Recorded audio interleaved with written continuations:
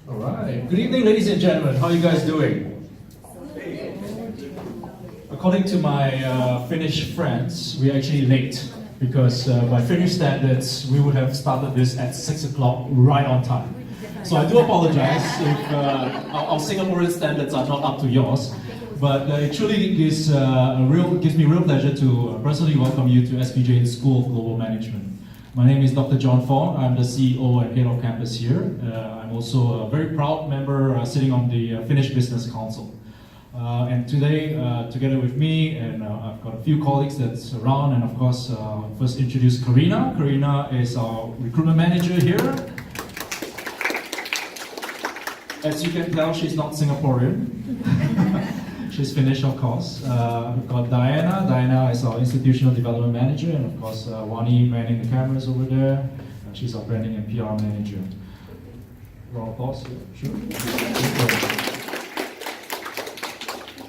Once again, it gives me real pleasure to be hosting tonight. I think we've got a wonderful lineup of speakers for you this evening, but I'll leave it later on for Yane to explain and to share with you what is actually happening, but it's a real pleasure to host you. So just a little bit about the SPJ School of Global Management. How many of you are actually here for the very first time? Just raise your hands.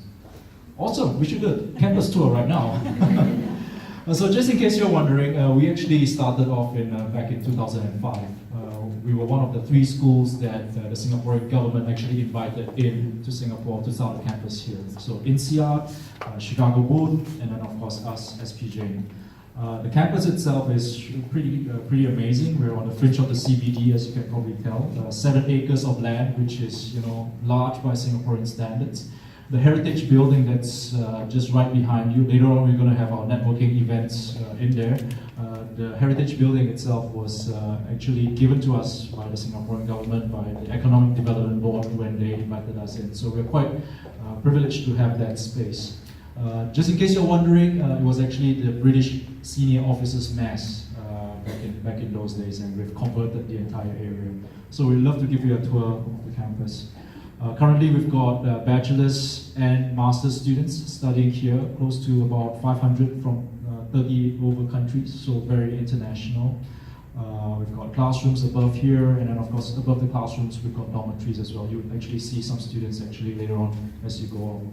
So that's a bit about us. More importantly, we'd love to host any of your events in future. That's one of the reasons why we have always maintained an open door policy for any events that would like to come and be part of the ecosystem here.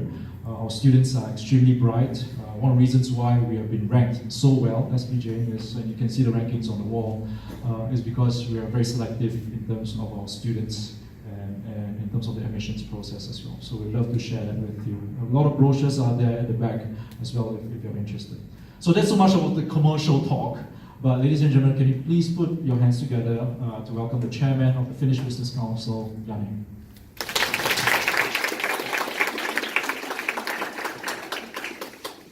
Good evening, everybody, and a warm welcome on my behalf also to this talent dialogue session. My name is Janne Lautanala. I'm working for Wärtsilä, and I'm also the chairman of Finnish Business Council. Finnish Business Council is organizing this event. We are organizing these kind of events fairly frequently, approximately 1 or 2 per month. You are more than welcome to join those events. For example, the next one after this one is this Thursday, Scan Biz Bar, 6 o'clock in Flamingo Bar in Suntec City. Free drinks, please join us. But also other events. We are helping you to enter this market if you're new to this market. It's an excellent community for getting knowledge, getting the network in place, and so on and so forth. We are working very actively with the Finnish Embassy, so if you want to come, see the market, get networks, get connected with the right partners, clients, and so on, we are more than happy to help out. In addition to me, there are a number of board members here tonight. Could you please stand up, board members? We have Kirsi Heikkilä-Senola from Aalto EE. Riikka Ohisalo, and of course John. So if you want to know more about the services that we are providing or want to know more about the FBC, please come and talk to us. And you can of course come and have a look on our website or join FBC of course, or just become a member or take part in one of the events that we are organizing. For this particular event, we are more than grateful for the great support from our sponsors. SB Jain has been giving us the venue. We have Yuen Law giving the keynote, and also we have some drinks and beverages being supported by the Louis International and Peng Wine. So a round of applause for. So once again, a very, very warm welcome on my behalf. Let's make this a good event and an interactive event.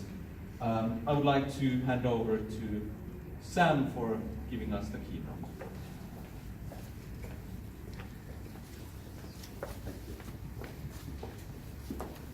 Okay, it's always a pleasure to be standing up here and sharing information and knowledge with one and all. So thank you very much, FBC. Thank you, SPJ, for giving us this opportunity. And maybe, may I just ask for some admin matters? Can I have the clicker, please? Yeah, thank you. So just a bit about who we are.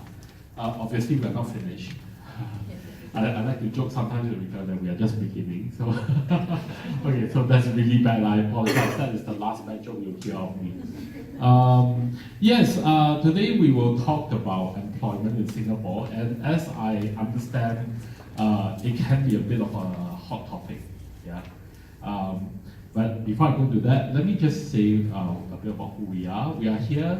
We are a Singaporean legal practice with 8 lawyers and support staff, additional support staff. So that's maybe about 15 and a half of us, depending on how you count. But what we do is we help our clients to buy, to sell, and to give away the ABCs of life. What are the ABCs? Assets, businesses, and companies. So that is in a nutshell what we do. We believe in providing practical advice, and we will not ask our clients to jump when there's no safety net. Yeah. Okay, so that being said, let me just launch straight into it. And we have actually prepared a series of slides, and if you are interested, just give your cards to my colleague Tara. Tara, please wave a hand. Yeah, okay, so give your name card to Tara. Tara will organize it and we'll send it over to you. Now, information is free. Okay, you go to Mr. Google, you go to Mr. Wikipedia, you'll find this information there. But what I hope to do today is to share with you some of the more nuanced policies that you find in Singaporean employment law. Yeah. Okay, so very briefly, okay, what to consider when applying for PASS: the type of occupational class, intended job sector, qualifications, and current salary. Now, over time, the amount of salary that you pay for a staff has become somewhat the defining characteristics and feature of how or what PASS you fall under, right? And all of you will know that we seem to have a penchant for classifying things. You know, you have your E-Pass, which is your employment pass, and then you have another EN pass, which is the Entre Pass. Of course, then you have your special pass, S pass, and W pass, right? The work pass or work permit. Yeah. So, does it really matter? Yes, it does, right? Because you look at the salary cap, and I think someone asked me a question just now. So, how do you know which cap applies? And the favorite Singaporean lawyer's answer is, well, it depends. Yeah. We have no clear answer because it depends on the industry that you are in. Yeah, it depends on the policies at the moment. Yeah, whether it applies, whether that policy consideration is strong enough to override whatever the MOM or the ICA has decided under a policy. Yeah. Okay, but let me just quickly run through this slide and then we'll talk more about it. Okay, firstly, for professionals, of course, you fall under the employment pass. You know, you have a personalized employment pass and your entree pass. These are created basically to differentiate between different salary caps. Yeah, you'll find that the higher your salary, the more privileges you have, right? And in fact, it is, well, I know this recorded, but I hope it doesn't come back to haunt me. But there are policy considerations, like if you are able to command a higher salary, chances are you are able to contribute more to our economy, right? Be it in drawing more business to Singapore or basically spending more at the supermarket, right? So it works either way for us. And what the government has always thought of is that if you bring a higher salary, of course, you know, we want you to settle down here, and we would love for you to have your families here, right? Hence, you'll find that certain e-passes actually qualify you to bring your spouse, be it common law or statutory spouse, or even your children into Singapore. Yeah, you can bring them in on a student pass or dependence pass.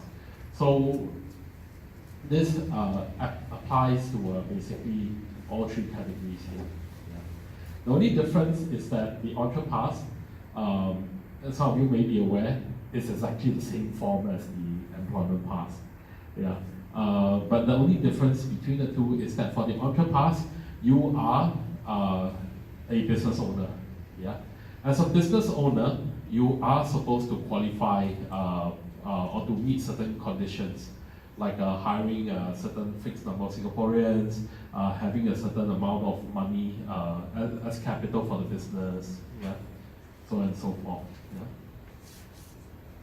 Okay, moving forward, you'll find that policy considerations are becoming more and more obvious. Yeah. Why do I say that? It has always been there. Yeah. If you look at our Immigration Act, all you see is just a one-line provision saying that the ICA or the MOM, which is the authority in this case, have full discretion to create the types of passes needed. Yeah. And that's all it says. Okay. That is all it said about employment passes in Singapore according to our statutes. The rest of it, whatever you see on the website, is all policy, yeah, which means that it can change over time. It can change as quickly as with a snap of a finger, right? So things like that do happen. And for those who have been in Singapore longer than 8 years, anyone? More than 8 years? Yeah. Hi. So you find that the policy has gradually changed over time. Yeah. There was a golden age, you know, where we basically, so long as you have someone employing you, you qualify under the salary cap, you're in. Yeah, come over, you know, make your home in Singapore, help us grow our economy. But then you have the elections from almost 8 years ago, where, you know, maybe the incumbents did not do as well, and there was this soul-searching, navel-gazing period that we all went through, and they decided, oh, you know, we must make sure Singaporeans get employed, you know, there must be opportunities for them, so on and so forth, and that was where, you know, policies started to shift. Yeah. In some industries, it got really bad. Like if you are from sales, you'll find that in order to bring in, say, an ASEAN sales employee, yeah, it's almost impossible. Yeah, you have to pay them like maybe 9,000 Singapore dollars just to qualify, right? But that's not the end of your problems, right? It gets worse. You'll find that you get only 1 year passes. The 1 year passes will actually be subject to review. Yeah, I'm sure some of you have had a MOM officer call you up and say, hey, we need to come and see you, you know, just to say hi. But you know, it's never that simple. You know, it's not like they just come over and borrow a cup of sugar and walk away. You know, it doesn't happen that way.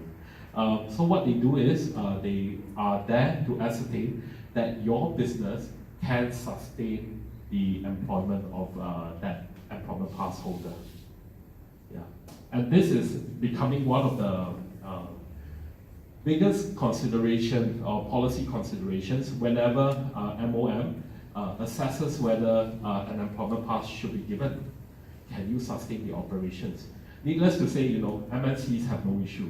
Yeah, but for startups, for small family businesses, where you are maybe hiring your cousin, right, to come and help you run the business, you'll find that a lot of it is really subject to it depends. They look at many things like how important is this person to your business, qualifications, track record in lieu of qualifications, and also whether your company has the finances to support. Yeah, and we say this because we have noticed this trend. My firm has noticed this trend across the past 3 years or so. In the past 3 years, we have advised Belgian, Bulgarian, Russian, Chinese, Australians, and American clients of different shapes and sizes. And the one constant is this: can you sustain your business? Yeah. So while they will not outright say, oh no, please, foreigners don't come to Singapore, that's not our style. I hope I'm not offending Australians here, but we are not Australians. But jokes aside, I really should stop making bad jokes, right? Okay, I'm sorry. Yeah, but we would not, the government doesn't have that habit of saying things like that. But what it does is, it's very logical, okay? It's very practical. Can you sustain? Right? And that is the key question that any new business must ask. If I am starting a business and I'm trying to hire someone who's worth 10,000 Singapore dollars per month, right? How long, based on current capital, can I sustain this person, right? After you have maybe set up I can sustain this for 6 months. The next question would be, after the 6 months, what do I do with him? Do I have businesses coming in that can sustain this person beyond the 6 months, right? And that's where MOM will come in, and like one of those good TCM practitioners, they will press you at the right point, and you'll feel the pain. Yeah. Okay, so this is something that you have to bear in mind. Okay, with Singaporean employment law, the laws in itself, I think I mentioned to a few of you, is really simple. Yeah. And the laws by themselves are actually very pro-business. Why? No trade unions. When was the last time you heard of a Singaporean trade union doing anything more than running supermarkets? Yeah, none, right? I mean, let's be honest here, right? The trade unions here look at welfare and protection in a very different way. And I know because I come from a family, an extended family with trade union members. Yeah, so it has gone a long way. But it is good because it promotes harmony. It makes it easier to do business in Singapore. You don't have labor strikes. Yeah, you don't have stoppages. Well, voluntary stoppages, that is. You actually have a very conducive environment for businesses. The only issue here is whether you can find the talent that you need in the Singaporean workforce. Yeah.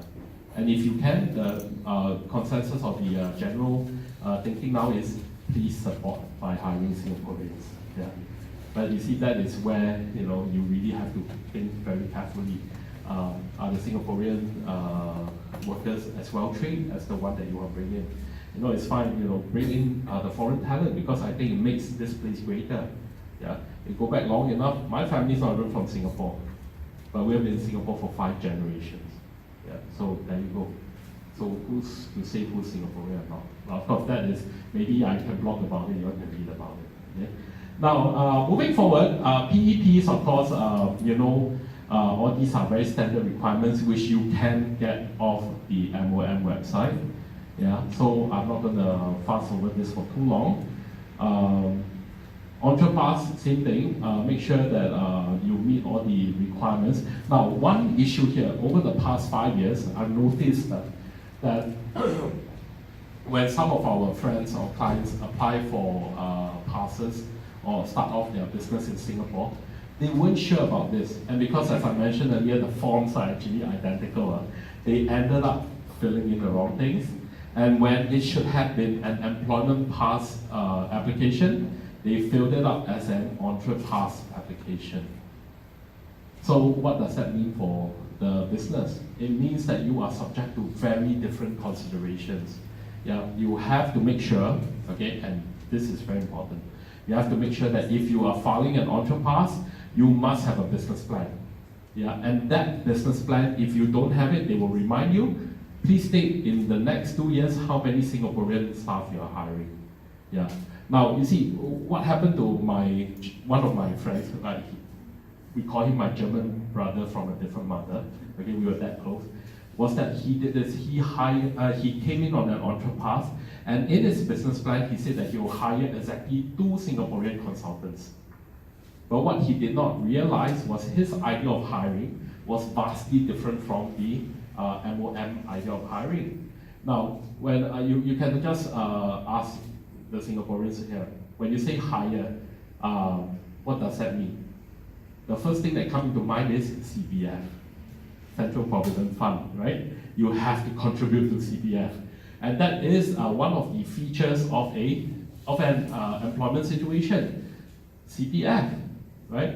So what he did was he duly hired 2 Singaporean consultants, okay, who are good at what they did, who contributed positively to the growth of the business, and the business grew. In fact, it recorded year-on-year profits. But guess what? He did not hire them as employees. He gave them contracts for services and not of service. Basically, they were like their own, they were freelancers, basically, because of the way it was structured. No CPF, no salaries, you get a commission, a big commission, but it's still a commission. So that caused him to lose his entre pass in Singapore. And now my German brother from a different mother is working in Penang. Yeah. So there you go. Okay, so be very careful about these things, you know. When you fill in the form, okay, be sure about what you're applying for. Yeah. And that begs the question, what is the purpose for bringing in this person in the first place? Is it necessary that you bring in the correct number of Singaporeans to sustain this person? And that answers another question that was raised. Is there a quota, right? For the employment passes, technically no, or officially none, yeah?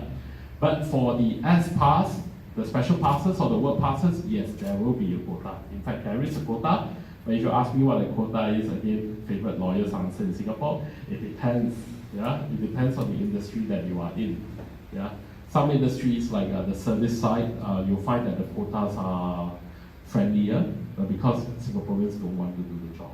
Okay. All right, moving on.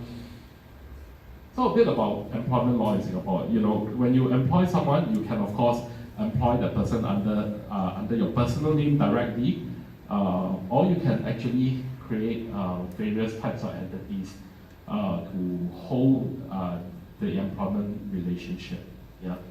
So you have sole proprietors, which are basically yourself, you know, running business under your own personal name, or you have partnerships, which are collections of sole proprietors, private limiteds, company limited by guarantee, which are charitable organizations, or public companies, which are the profit-making versions of your companies limited by guarantee.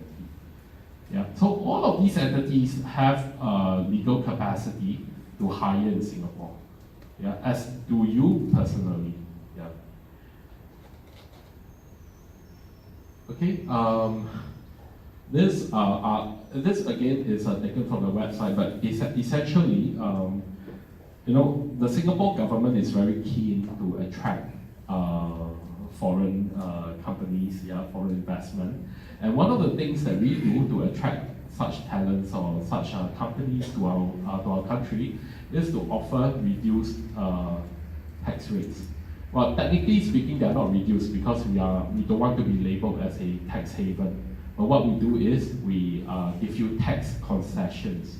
Yeah, so they'll charge you the full tax and then they charge back to you, right?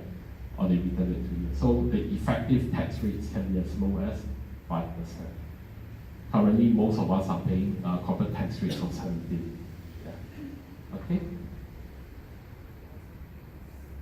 Okay, now when we talk about skilled workers and semi-skilled workers, it's really just two types of passes: your S pass and your work permit.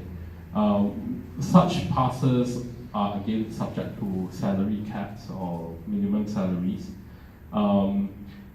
It is also the case that they have a very reduced scope of privileges. Like for example, at the extreme end, work permit holders can't even get pregnant in Singapore. I know, it's like, well, that's the way it is, you know. So moving forward, how do we explain this? Really, it is just according to the thinking that if I make loads of money, I must be good at what I do, and I must be more likely to be able to contribute to Singapore society. So that's the thinking behind this. Yeah, I see a lot of frowns, you know, but I'm sorry that this is the case, but it happens this way. But to be honest, it's not all doom and gloom. I know up to this point I've been saying a lot of very sad things to you. But from our personal experience, it is possible to overcome adverse conditions. One of my lawyers actually in the past 15 months applied and consecutively secured EPs for a Russian entity. Yeah, and last count it was 12 EPs in a row. Some of them were a bit harder to get because of qualifications, because of the age of the applicant, but essentially it all boils down to how you justify that employment or that candidate's application. Yeah? So it is possible. We've seen miracles happen not just with our own lawyers, but with other firms as well, being able to secure employment passes, yeah, and also making sure that these employment passes are renewed as well. Yeah? So it's entirely possible. Just bear in mind, what is your ability to, or your company's ability to sustain? Yeah, that is the key issue to it. Yeah. What is your company's ability to sustain this employment? Yeah. If you can prove it, if you can justify it, MOM doesn't stand in your way. Yeah.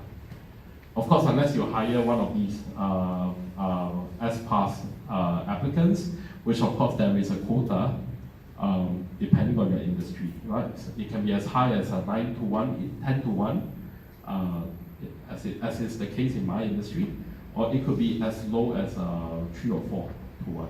Yeah. Okay, moving forward. Sorry? 2 more minutes. Oh wow. Okay, the rest you can actually get the information online, and but I encourage you to do this. Okay, give your name card to Tara. Tara will send you the slides. But I want to spend the next 2 minutes answering 3 questions. Are there any? No, we can actually have the Q&A later on in the network. Oh, okay, awesome. Okay, so okay, great. So let me just then go through my slides. Okay, now if you want bringing trainees, students, it is possible. They fall outside of the main framework that we have been talking about. Yeah. These are under, say, for example, the training employment pass, work holiday program, and training work permit, all serving a very different purpose. Yeah. So it helps that the trainee comes from a reputable school. Yeah. It helps that the trainee has a detailed work program or training program from you. Yeah. So these things will actually help you in your applications. Now, if you have family members in Singapore, do remember, yes, you can bring them on social visit passes or student passes if they are children. You can also bring them on dependence passes as well. But bear in mind, Singapore, we we want to see people from family units. So if you have a what we call a common law spouse or someone who is you describe as your partner, yeah. It all depends on the laws of your land. If you have a what we call a common law spouse or someone who is you describe as your partner, yeah. It all depends on the laws of your land. If your home jurisdiction allows for such partnerships, then yes, Singapore will recognize it, because who are we to tear apart your family, right? So we'll let you in. But if you come from a jurisdiction that does not recognize common law marriage, then unfortunately Singapore will not allow it. You will have to bring your partner in on a long-term social visit passes if possible. If not, get the person to come in on another employment pass. Yeah. Okay, so practical advice. Okay, now Singapore's laws are, again, as I mentioned, according to our laws regarding immigration, it is actually very simple, right? But it is the policy that confounds and confuses. Yeah, I can tell you this. For the foreseeable future, the situation will not change by much. Yeah, but it will become more and more apparent that you need to be able to sustain your workforce. You need to be able to justify why you need to hire this person. And if you look at how things are done recently, you have to go to Job Bank, right? The Jobs Bank post a posting there. If you need someone who can speak fluent Finnish, by all means, indicate I need someone who is doing this role, but who can speak fluent Finnish, right? If you get an applicant, good. Then you see whether he or she fits into your corporate culture. Otherwise, by all means, reject that person. Then go to MOM and say that, oh, we tried our best, but our best was not good enough, unfortunately. Boo-hoo, Yeah. Okay, so that's all I have. Thank you so much. Who do I hand the mic to? Yeah, thank you. Thank you, Watson. You're still my favorite lawyer, even though you're really bad chef. Next up, actually what's going to happen later on, so once we have the networking session on another building, Sam and the team will have a networking kind of a small stand. If you have any questions, concerns, anything to bring up, they are there to reply to your questions. Next up, we have a panel on employer branding, and that's why I would like to ask Elena and all the panelists, please come to the stage.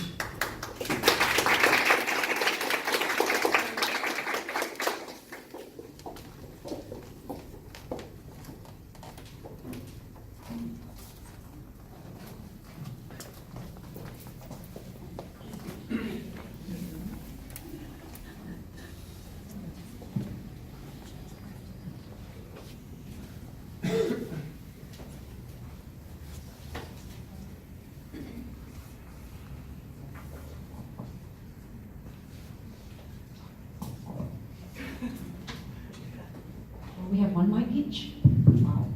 Okay, 3 to 4. I'm actually very impressed at the timekeeping for this event. We were just kidding that some of the events that are organized locally, we tell the speakers to come 30 minutes after the registration because we didn't want them to wait. But yeah, so it's great, Thank you for inviting all of us here. But before I actually introduce the panel and introduce myself, I'm just curious, how many of you are actually HR practitioners? Just a show of hands. Okay, so a very small team, a very small group of HR practitioners. For the rest of you, just a small poll, what brought you here? Because the event is a talent dialogue, right? Is there a specific concern or specific talent pain point that has kind of brought you here so that we also know how, what to discuss about, right? And ensure that it relates to your concerns. So if anyone can just share maybe just one talent pain point that brought them here, that would be helpful. Would anyone like to just, yeah. Is it hiring? Or is it retaining? Or maybe attracting? Is there any particular area that brought you here? Or is it all of the above? If it's all of the above, that's fine. Okay, I see people nodding, all right. So this is a non-partisan crowd, okay? So it's all of the above, right? Attracting, recruiting, retaining, and all the other HR concerns. Okay, good. Yeah, we can begin. Just, a thank you to the Finnish Business Council for inviting all of us here, for choosing the topic, which is actually employer branding. in case some of you don't know. It's a very unique topic, a topic that is rarely talked about, but I think we look forward to discussing it because I think that would differentiate some of you if you're able to do it well, and we'll show you how that works. So myself, I'm Elena. I actually run a talent solutions company for the technology startup space. So I think maybe not many of you are in tech startups, but we basically help founders to grow their business with the right talent strategy, so to speak. And I'm very proud to actually introduce this very diverse panel here. We've got 2 HR practitioners from very diverse industries, and which is Minna from, let me get this pronunciation right, KONE, which is one of the, I just learned, one of the most respected and wannabe companies in Finland, and she has been a regional HR director for more than 20 years, right now in KONE, before that in different companies. So she comes from a large corporate sort of company. And on the other side of the spectrum, we have Teck Yong. Teck Yong is the head of people operations of Shopee.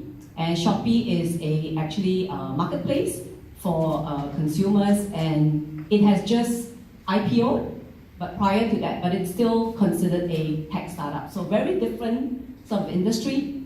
And then we have a employer branding expert, I would call it, here in, let me get the pronunciation right as well. It's Rachele. Okay, Rachele.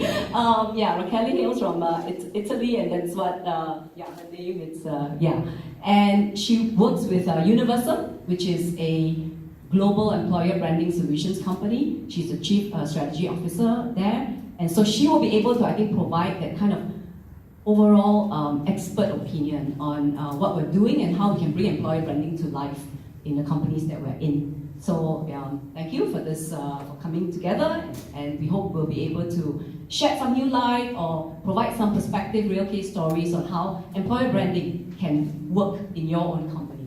Right, so to the topic on employer branding.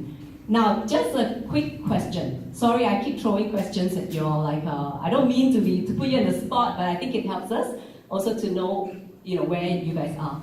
How many of you have actually heard of this term, employer branding?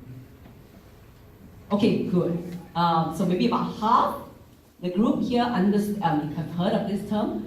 Now, how many of you really or truly understand what employer branding really means and have tried to do some form of employer branding in your own company, or have seen it work in your company if you're not an HR practitioner?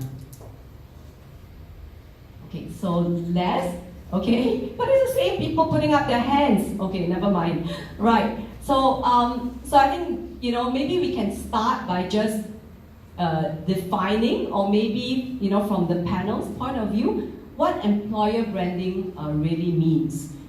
So maybe I'd like to ask maybe Minna first, in your opinion, Minna, what does employer branding mean? Thank you, good question. I'm now answering from the point of KONE and how we define employer brand at KONE. And it might be a bit different definition, but for KONE, employer brand is about the process of making KONE a great place to work, and it's towards the people that we want to hire and people that we need, and it's also towards our own employees that we want to retain. And also employer brand for KONE is kind of that how KONE as a company conducts itself in a market. Mm-hmm. And of course also that how good care do we take of our employees. So that's kind of the definition of employer brand at KONE. Okay, interesting. What about Teck Yong? Teck Yong, you come from the other side of the spectrum, right? A very young company, and HR for him is also a pretty new role. I think he's been only in this role for like 2 years, maybe? 2 years? Yep. As a HR practitioner? What's your opinion? How different is it from, say, Minna's definition? Yeah, so for us, Shopee is a young company. We only set up in 2015, so it's been around for say 3 years. So I think for us, employer branding is more born out of necessity than out of anything else. We grew from a 50-man team in Singapore. Now we are close to 700. In the region, we have close to 5,000 staff across 8 countries. So it's more born out of the necessity to grow and to hire in large numbers more than anything else. And for us, employer branding is really about what I call inner glow. So we rather let our employees tell the story, let it shine through the facade, let it shine through the skin, rather than having layers of cosmetics on face. So to me, employer branding is really about inner glow. If you treat your body well, if you take in the right food and exercise and so on, it will shine. It will shine. So similarly, I think the same analogy applies. If you treat your employees well, if you provide them with the right learning and development opportunities, the right growth opportunities, it will shine through. It will shine through. I mean, we don't even need to tell them, and they will project what they experience in Shopee to the world. And they project this through various channels. I think LinkedIn is one of our favorite channels to project this. So I think by now, I think we have close to 500, 600 LinkedIn posts every month. So average of about 2 to 5 posts per day. So on a single day, we have this number of LinkedIn posts going out to the world. Not from Shopee, but from our staff. So we encourage all our staff to post what they do in Shopee, to post their team building events, their learning, their training events, anything. I mean, even the pantry. They post things about the pantry, and I think that is the best story that we can tell. Not from the official channel, but from our staff themselves, and their friends see what they're doing. Their friends or friends see what they're doing, and they're attracted to, and they get curious. What the Shopee is doing, and it goes on. So this word of mouth is something that's quite powerful in our view, and it goes back to what we're saying. Inner glow, I think, is so important. Okay, I like the way he has put a cosmetic description on employer branding. But I mean, thank you for sharing some of the real cases. Actually, before I wanted to also ask Minna, how different are the stories? And is a large corporate like KONE, are you able to allow employees to just share stories of what they eat at the pantry? And I think for Shopee, I've seen employees share about their sleeping pods as well, that they sleep in between, like in the day. So I'm wondering how, as a practitioner of a large corporation, what do you think of that, and what are the challenges, right? If that is the right approach to building employer brand. Well, if you ask that are our employees allowed to post things at home or from the pantry or so, yes, they are. Are we good at that? No, we aren't. And if I'm looking at the KONE, I think it is so different compared to startups. Our culture is so different, and I would say maybe like the employer brand for KONE would be something like what you see is what you get. And it's like, for us, when we talk about employer brand, it's actually it is a kind of a way of communicating our purpose. It is a way of communicating our mission and vision and strategy and our culture and our values. Right. So it's more like if you look at our internal communication or external communication, it is like 100% the same. Right. And it's just that for us it's more like it's a bit kind of a serious type of a thing, Mm-hmm. but there is and it's very closely related to the core of our business. Mm-hmm. So we talk about people flow. If you look at our mission, it's about like improving urban flow of urban life. And if you look at our vision, it's about people flow experience. And if you look at our strategy, it's a set of programs that are kind of going back to our vision. If you look at our culture, if you look at our values, we all, again talking about the flow and kind of the same thing. So it's just that we're kind of employer brand for us it is kind of it is what we are. It is kind of the same. It is truly what KONE is, but it's like there is nothing kind of fake in it. There is nothing. It's just that you get, you really like what you see is what you get, and it's just that employer brand is helping us to kind of make our strategy, make our vision and mission kind of very simple, because we need to make sure that all 55,000 of our employees understand it in the same way. But then when it comes to like having a strong social media presence or utilizing the social media in a more kind of a modern way, oh my goodness, we are far away from that. So we are still kind of I guess like the culture that we have in our company, it's really like safety and quality type of a culture, and it's like taking good care of your employees and like fair game, equal rights type of a culture. It's we could maybe get more kind of maybe we take our business a bit too seriously. It's just that it's kind of, I don't know if it's a Finnish way or what it is, but an industrial way. But it is like, what we say is what we deliver. What you see is what you get. Yeah, I think it's. So I'm gonna turn the mic over to, because I think it's interesting that the speakers started to share how they articulate employer brand, and you can tell how different it is between a company that's young and organic and just do what we need to do, whereas an older company is a bit more deliberate and they want to make sure consistency. So I'm going to turn the mic over to the expert, right? And she has seen so many different companies, and what do you think of the different styles, of articulating employer brand? Do you have an opinion? And let's be raw about this, right? If we kind of be truthful as well. So but I'd like to hear from the expert as well. So Rachele, what do you think? So no, I think obviously what both Tech and Minna have said is what most people think about when they think about employer branding. And I think there's a couple of definitions here. So maybe one thing that I can ask to the group is, those of you who, work for an organization, all of you I assume have worked for some company, how many of you have an employer brand? How many of the companies in this room actually have an employer brand? Okay. So the answer is everyone has an employer brand, whether you actively work on it or not. So I think there's two things here, right? So first is the definition of employer branding. Employer branding is very similar to consumer branding, right? So what is consumer branding? It's basically the perception that consumers have of the product that you sell.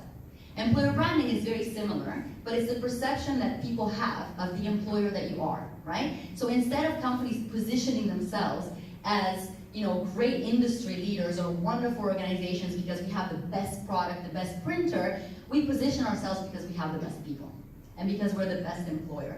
I remember I fell in love with employer branding in 2001 when I went back to Italy after my degree in the US, and I arrived at the airport and I saw this big poster. I don't know how many of you remember it, but it basically said, HP, be yourself, be an inventor. And there was a picture of a face.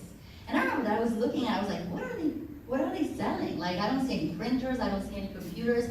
And then, I was lucky enough to fall into the whole employer branding, and I started to realize that that's what they were doing. They were positioning their organization and their products through the people that actually work for it, right? So the first question or the first answer would be everyone has an employer brand, because somewhere around the world, somewhere in your organization, someone has an opinion of what kind of employer you are. That's your employer brand, right? Then the second thing is you can choose to manage your employer brand.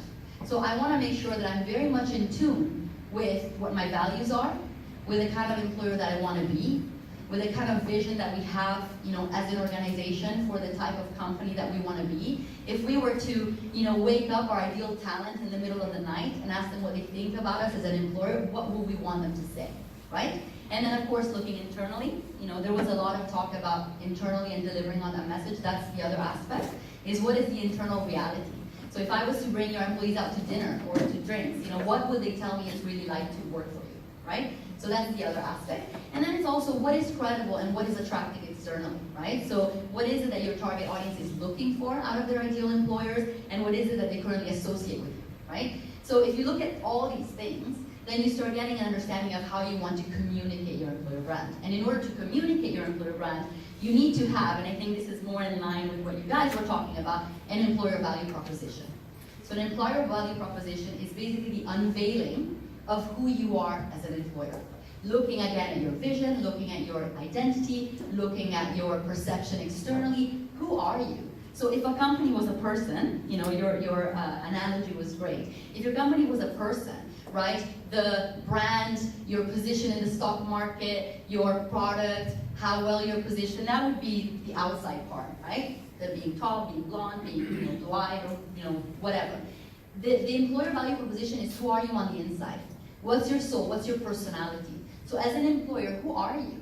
So for someone who's interested in your organization, what do you offer? What is your vision? What is your purpose? How do you treat your employees? What do you want out of them? How do you enable them? How do you train them? Do you care about what's important to them? And if so, how do you actually, translate that into HR processes and systems that can support them throughout their career with you, and so on and so forth. So I think it's two different things, right? Your brand, everyone has a brand. You can choose to manage it or not, but go on Glassdoor and you'll see somebody has an opinion of who you are.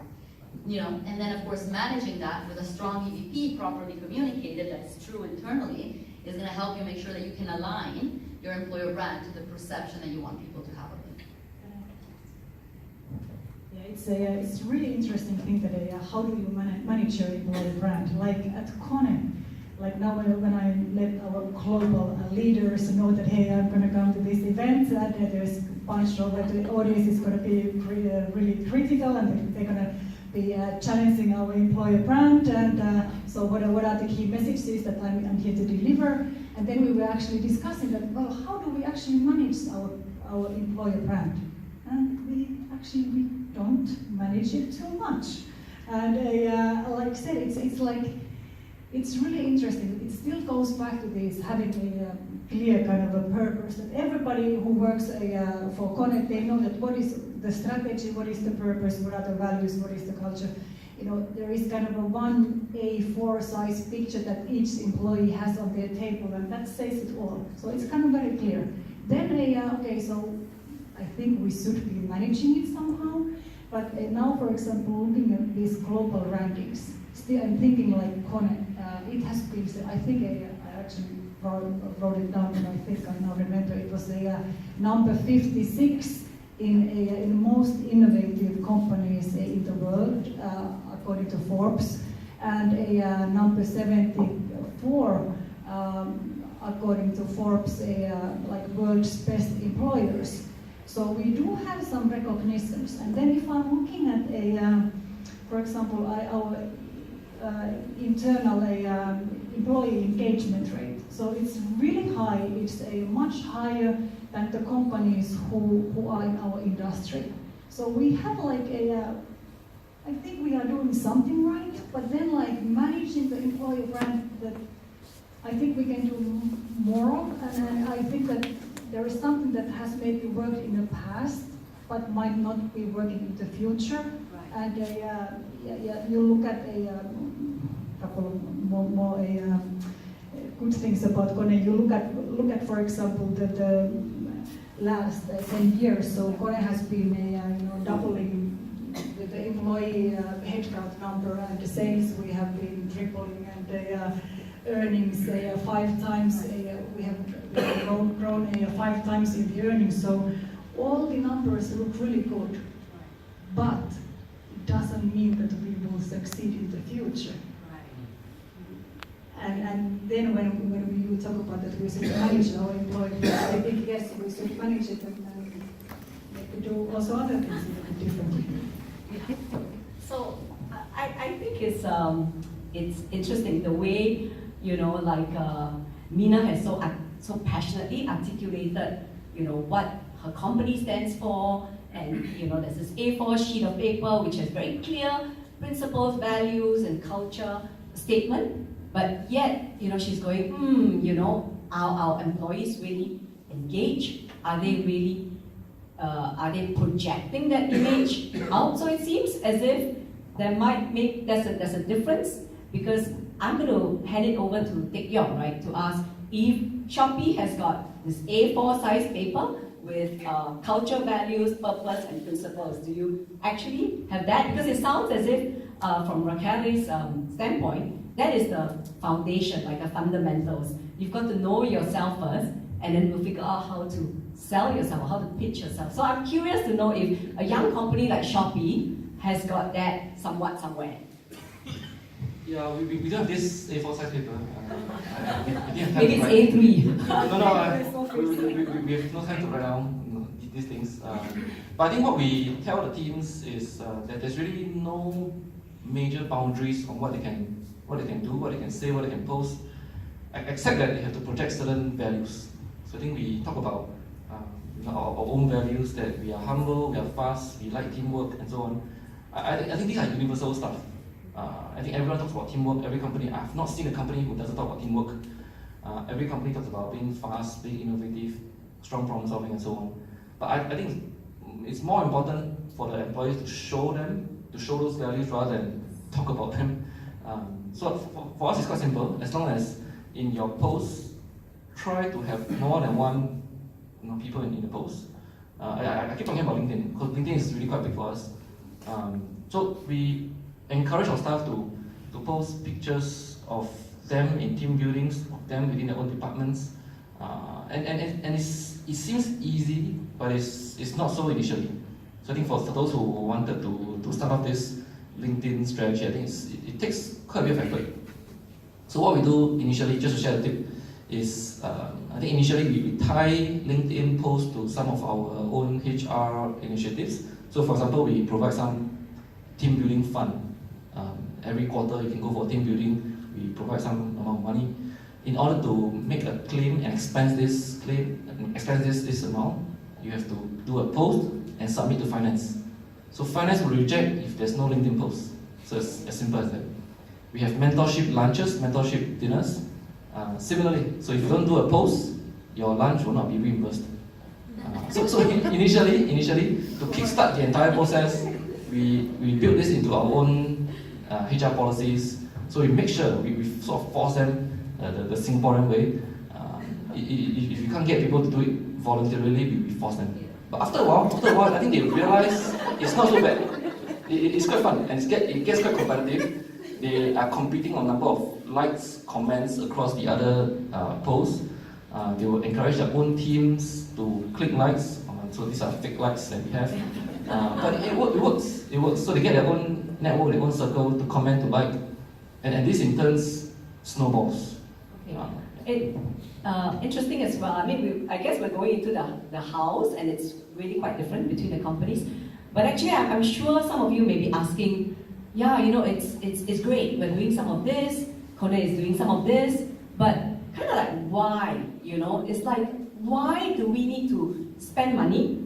Like incentivizing people to post on LinkedIn. Why is Minna so concerned with employer brand when KONE is voted like top 50 best place to work for, right? Is there a need to do that, So it goes to why, and what results does it have on the business, which is ultimately that, right? I mean, so everyone is happy, so what? At the end of the day, how does it deliver business results? Is kind of like what I'd like to pose to the panelists, if anyone would like to take this question. Yeah, I think that's the question of the evening. So, kind of, which comes first? Like, is it the earnings and the kind of the profit, or the strong performance of the company, and then you kind of start shaping your employer brand, or can you just start with creating an employer brand and then later focus more on making the profits, or maybe it's not an egg and chicken situation at all.